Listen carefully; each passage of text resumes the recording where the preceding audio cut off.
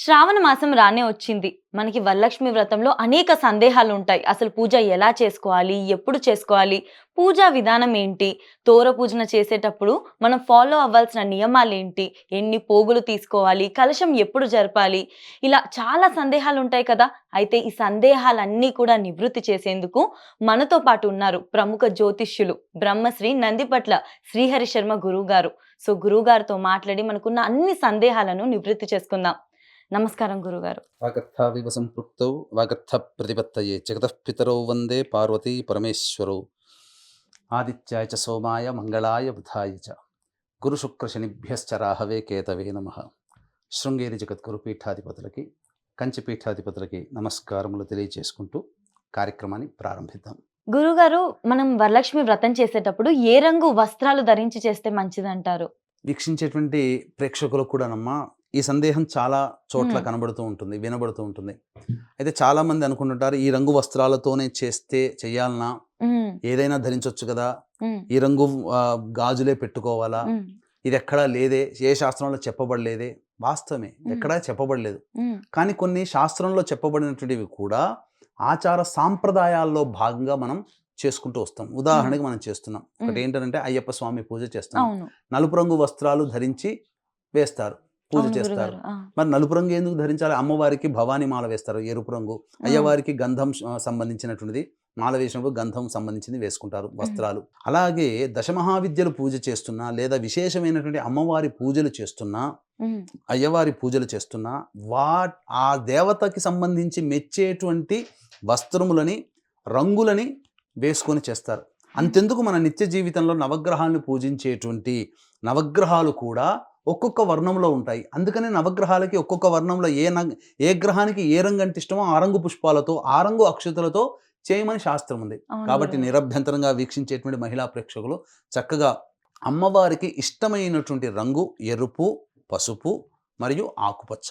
కాబట్టి హ్మ్. మీకు ఈ మూడిట్లో ఏ రంగు ఇష్టమైతే ఆ రంగు వస్త్రములను ధరించడం, ఆ విధంగా చక్కగా గాజులు కూడా మట్టి గాజులు ధరించి, చక్కగా అమ్మవారు ఎలా అయితే అమ్మవారి యొక్క ధ్యాన శ్లోకంలో ఎలా అయితే అమ్మవారిని వర్ణించారో, అలా అమ్మవారే కూర్చొని పూజ చేస్తున్నట్టుగా భావన చేసుకుంటూ, ఆ విధంగా చక్కగా తయారై అమ్మవారి గనక పూజ చేసుకుంటే, అమ్మవారు చాలా ప్రసన్నురాలవుతారు. కాబట్టి సందేహం వలదు. ఈ విధంగా చేసుకుంటే చక్కగా అమ్మవారి యొక్క అనుగ్రహం, ఎందుకంటే మీరే అమ్మవారు. ప్రతి మహిళ అమ్మవారితో సమానం. ఆ అమ్మవారే పూజ చేస్తున్నట్టుగా ఉండాలి. అట్లా ఆ విధంగా చేసుకోండి. లీనమైపోయి చేసుకుంటారు కదా! భక్తి భావం ఇంకా పెరిగి అమ్మవారి యొక్క అనుగ్రహం అతి త్వరగా మీకు కలుగుతుందని చెప్పవచ్చు. చాలా చక్కగా చెప్పారు గురుగారు. ఈ మధ్య కాలంలో చూసుకున్నట్లయితే అన్ని ఫ్యాన్సీ రంగులు, ఇంగ్లీష్ రంగులు వేసుకుంటూ ఇలా చేస్తున్నారు. మన సాంప్రదాయానికి తగ్గట్టుగా ఈ రంగులు వేసుకొని చేస్తే కలిగే శుభ పరిణామాలు చాలా చక్కగా తెలియజేశారు. చివరి ప్రశ్న గురువుగారు. చాలా మంది కూడా పూజ చేసేటప్పుడు, వ్రతం చేసేటప్పుడు తెలిసి తెలియక కొన్ని తప్పులైతే చేస్తూ ఉంటారు. వాటిని ఏ విధంగా సరిదిద్దుకోవాలి? ప్రధానంగా చేసేటువంటి మొట్టమొదటి తప్పు, అంటే కొన్ని తప్పులున్నాయి. 4 తప్పులున్నాయి. హ్మ్. మొట్టమొదటి తప్పు తెలియచేస్తాను. హ్మ్. అంటే ఎక్కడా కూడా చెప్పబడినటువంటిది. హ్మ్. ఏంటనంటే చాలామందికి తెలియనటువంటిది, ఏ పూజ చేసినా మొట్టమొదటిగా గణపతి పూజ చేసుకోవాలి. హ్మ్. కాబట్టి వీక్షించేటువంటి యూటీవీ మహిళా ప్రేక్షకులు ఎవ్వరైనా కానీ చక్కగా గణపతి యొక్క కల్పం పుస్తకం దొరుకుతుంది. ఆ వ్రతకల్పం ప్రకారం యథావిధిగా ఆ స్వామి వారికి గణపతికి పూజ చేసి తదనంతరం వరలక్ష్మి వ్రతం మీ చేతిలో ఉంటుంది. వరలక్ష్మి వ్రతంగా చేసుకోండి.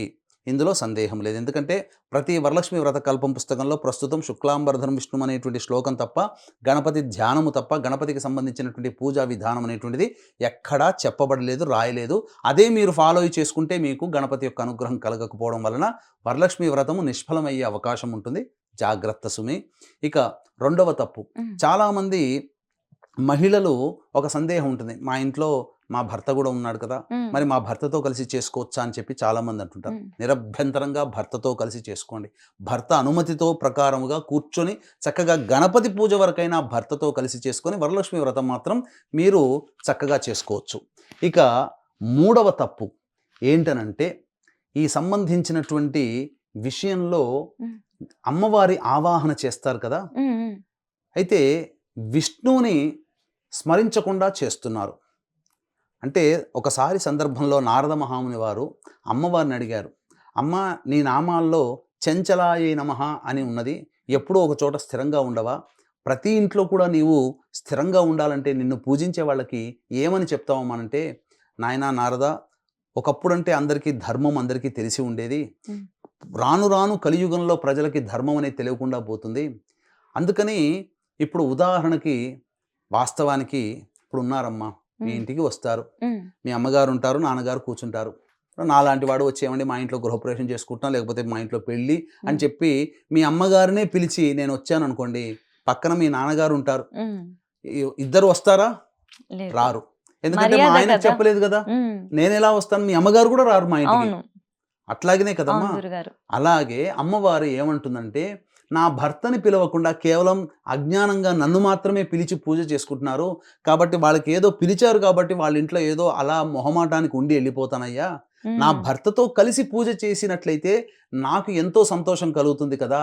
అని హ్మ్. చెప్పి నారదుల వారితో చెప్తారు. కాబట్టి మహిళా ప్రేక్షకులు ఎవ్వరైనా కానీ చక్కగా వరలక్ష్మి వ్రత ప్రారంభంలో అమ్మవారి ధ్యాన శ్లోకం ఉంటుంది. ఆ ధ్యాన శ్లోకం కంటే ముందే అయ్యవారైనటువంటి నారాయణుడి యొక్క ధ్యాన శ్లోకం శాంతాకారం భుజగశయనం అనేటువంటిది కానీ, కొన్ని సాంప్రదాయమైనటువంటి కుటుంబాల్లో విష్ణు సహస్రనామ పారాయణం చేస్తారు. హ్మ్. లేదా విష్ణు అష్టోత్తరం 3 సార్లైనా చదువుతారు.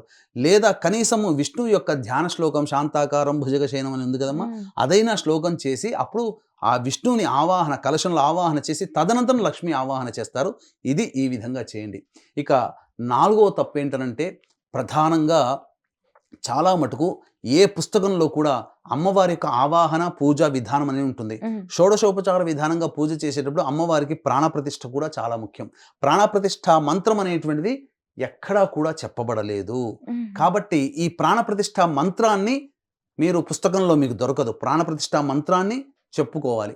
అందుకనే ఆ పూజ చేసుకునే సందర్భంలో 2 తమలపాకులు మీరు అమ్మవారిని పుష్పాలతో ఆవాహన కలశంలోకి ఆవాహన చేసిన తర్వాత వెంబడే 2 తమలపాకులు తీసుకొని గొడుగులాగా ఇలా కలశం మీద ఇలా ఆనిచ్చి, అప్పుడు ఇప్పుడు చెప్పబోయేటువంటి యొక్క మంత్రాన్ని ప్రాణప్రతిష్ఠ మంత్రంగా పెట్టుకుంటే, అమ్మవారిని పిలిచిన తర్వాత చక్కగా ఒకే చోట స్థిరంగా ఉంచినటువంటి వాళ్ళమవుతాం. అదే మంత్రము ఓం అసనే తే పునరస్మాసు చక్షుః పునః ప్రాణమిహనో దేహి భోగం జోక్పస్యేమ సూర్యముచ్చరంతమనుమతే మృడయా ఆనః స్వస్తి అమృతం వైహి ప్రాణ అమృతమాపః ప్రాణ నేవయధాస్థానముపహ్వయతే. ఇలా యొక్క మంత్రాన్ని ఇలా పెట్టుకొని ఈ యొక్క వీడియోని ఆ ప్రాణప్రతిష్ఠా మంత్ర సమయంలో గనక మీరు పెట్టుకొని ఆ విధంగా అమ్మవారిని ప్రాణప్రతిష్ఠ చేసుకుంటే ఆ కలశంలో అమ్మవారు స్థిరులై ఉంటారు. అంటగా మీరు ఎప్పుడు ఉద్వాసన చెబుతారో అప్పటి వరకు. చాలామంది ఏంటనంటే శుక్రవారం నాడే ఉద్వాసన చేస్తూ ఉంటుంటారు. హ్మ్. చాలా చోట్ల తెలియక. అమ్మవారిని శుక్రవారం లక్ష్మీ అమ్మవారిని పిలిచిన తర్వాత శుక్రవారం నాడు ఉద్వాసన చేయకూడదు. అందుకనే ఇంట్లో పుట్టినటువంటి ఆడపిల్ల లక్ష్మీ స్వరూపం కాబట్టి చాలామంది ఇళ్లలో శుక్రవారం నాడు అమ్మాయికి వివాహం చేయడానికి ఇష్టపడరు. హుహు. లక్ష్మి వెళ్ళిపోతుందనే భయంతో. అందుకని ఇక తెల్లవారైనటువంటి శనివారం రోజున అమ్మవారిని ఉద్వాసన చేయాలి.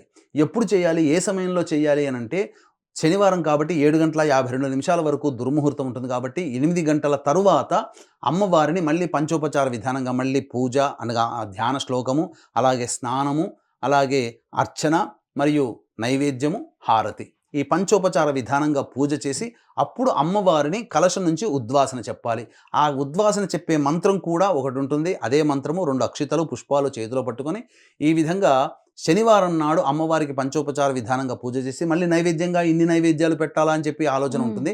ఒక పండు నైవేద్యం పెట్టినా, బెల్లం నైవేద్యంగా పెట్టినా, సరిపోతుంది. కొబ్బరికాయ నైవేద్యంగా పెట్టినా, 2 అరటిపండ్లు కానీ, దానిమ్మ పండు కానీ నైవేద్యంగా పెట్టి 2 అక్షితలు, పుష్పములు చేతిలో తీసుకొని ఈ యొక్క మంత్రాన్ని మీరు చదువుకుంటూ అనగా ఓం యజ్ఞేన యజ్ఞమయజంత దేవాః తాని ధర్మాణి ప్రథమాన్యాసన్ తే హనాకం మహిమానః సజంతే యత్ర పూర్వే సాధ్యాః సంతి దేవాః అని ఆ కలశం మీద వేసి కలశాన్ని కదిలిచ్చి ఓంకారం చెబుతూ 3 సార్లు కదిలిచ్చి యథాస్థానం ప్రవేశయామి వరలక్ష్మీదేవతాయై నమః అని చెప్పుకున్నట్లయితే అమ్మవారు ఆ కలశంలో ఉద్వాసన జరుగుతుంది. ఈ విధంగా ఈ తప్పులు చేయకుండా ఇప్పుడు చెప్పినటువంటి విధానంగా చేసుకుంటే వరలక్ష్మి వ్రతం యొక్క సంపూర్ణమైనటువంటి సాంగ ఫలితాన్ని మీరు పొందుతారని చెప్పడంలో ఏమాత్రం సందేహం లేదు. గురుగారు ఒక చిన్న ప్రశ్న. ఏంటి అంటే కొంతమంది పురోహితులను పిలుచుకొని ఇంట్లో చక్కగా వరలక్ష్మి వ్రతం అయితే చేసుకుంటూ ఉంటారు. ఇంకొంతమంది వాళ్ళే స్వయంగా చేసుకుంటారు.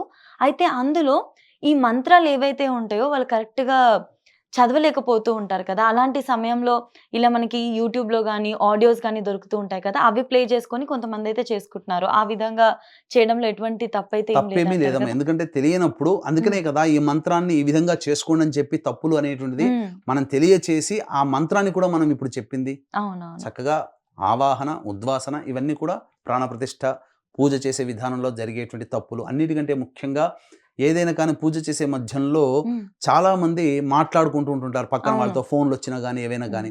అప్పుడు ఏదైనా తప్పదనుకున్నప్పుడు మాట్లాడవచ్చు. కానీ మాట్లాడిన తర్వాత మళ్ళీ వెంబడే పూజ చేసుకునే సందర్భంలో కృష్ణ కృష్ణ కృష్ణ లేదా విష్ణు విష్ణు విష్ణు అని 3 సార్లు స్మరించుకొని హ్మ్. మళ్ళీ పూజ ప్రారంభించుకోవాలి. ఆవలింతలు వచ్చినా కుడి చెవిని తాకాలి. ఎందుకంటే గంగ అనేటువంటిది జన్హో మహర్షి కుడి చెవి నుంచిగా వచ్చింది కాబట్టి ఆవలింతలు వచ్చినా, తుమ్ము వచ్చినా ఒకసారి కుడి చెవిని తాకి మళ్ళీ 3 సార్లు ఆచమనం చేసి ఆ విధంగా మళ్ళీ పూజని ప్రారంభించుకోవాలి. గురుగారు ఇంకొకటి మీరు ఎలా అయితే నెక్స్ట్ డే శనివారం ఇలా చేసుకోవచ్చు అని చెప్పారో, ఆ రోజు రాఖీ పౌర్ణమి అవుతుంది. ఈ పౌర్ణమికి దీనికి ఏమైనా సంబంధం ఉంది అంటారా? అట్లేమీ లేదమ్మా. చక్కగా పౌర్ణమి విధానంగా పౌర్ణమి పూజ చేసుకోవచ్చు. ఆ! అమ్మవారిని ఉద్వాసన చెప్పొచ్చు. దానికేం దానికి సంబంధం దీనికి లేదు. ఎటువంటి ఎటువంటి సంబంధం సంబంధం లేదు. లేదు.